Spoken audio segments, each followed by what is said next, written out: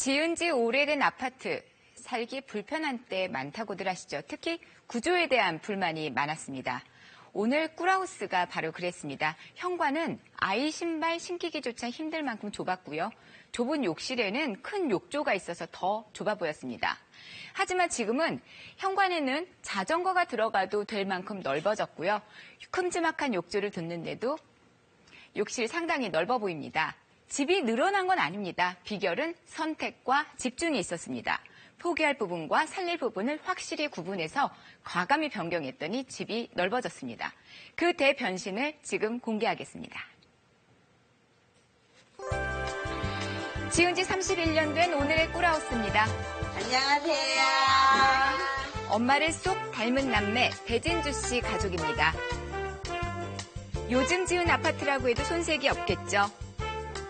아이들을 위한 놀이방도 만들었는데요.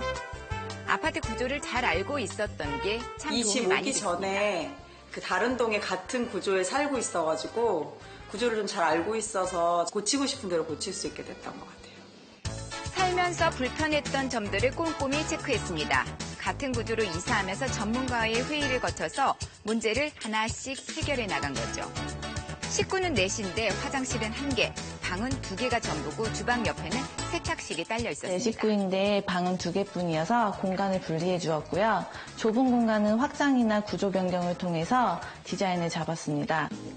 현관부터 살펴볼까요? 예전에는 아이 신발 신기기도 힘들 만큼 너무 좁았습니다. 그랬던 현관이 이렇게 넓어졌습니다. 현관 바닥을 거실 쪽으로 20cm 들였더니 몰라보게 넓어진 거죠. 좁은 공간에 4선무늬 타일을 붙이면 양쪽으로 시선이 분산돼 넓어 보이고요. 경쾌한 느낌도 납니다. 또 다른 방법이 숨어 있는데요.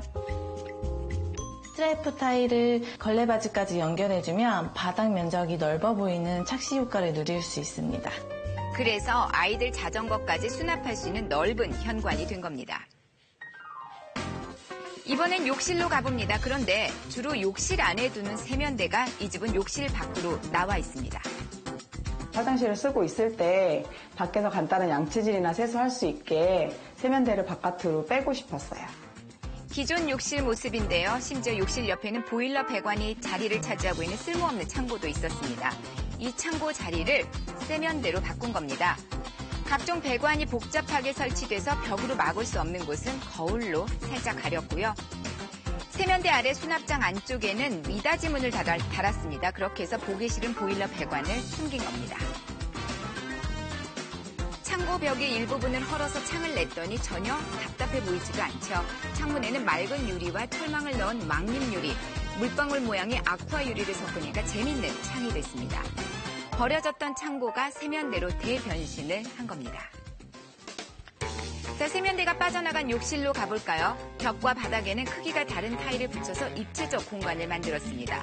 한쪽 벽에는 자수무늬 타일로 따뜻한 느낌을 냈고요.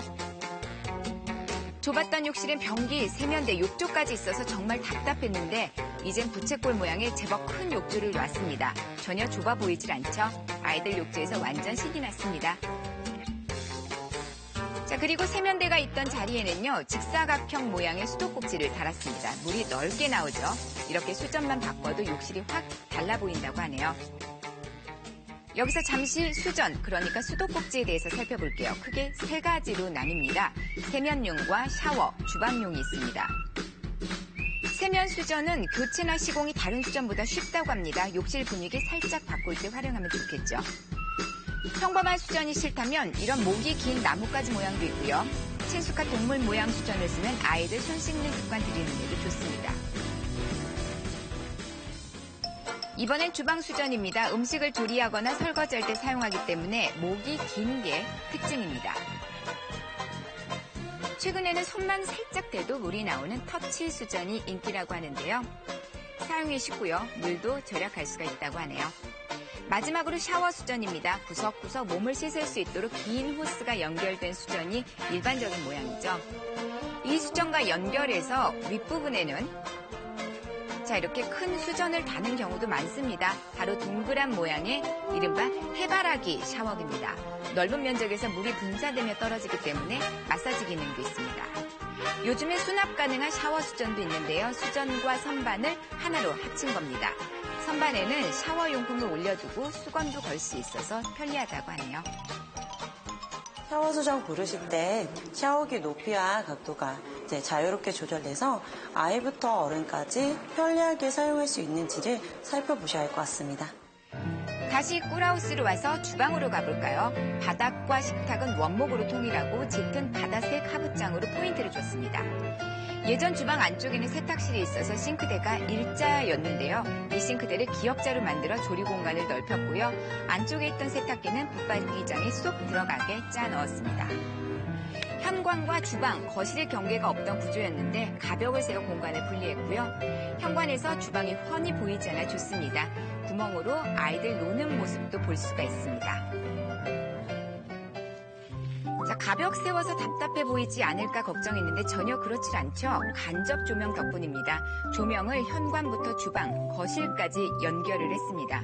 시선이 이어지니까 공간이 더 넓어 보입니다. 시원하게 뻗은 조명이 상당히 인상적이죠.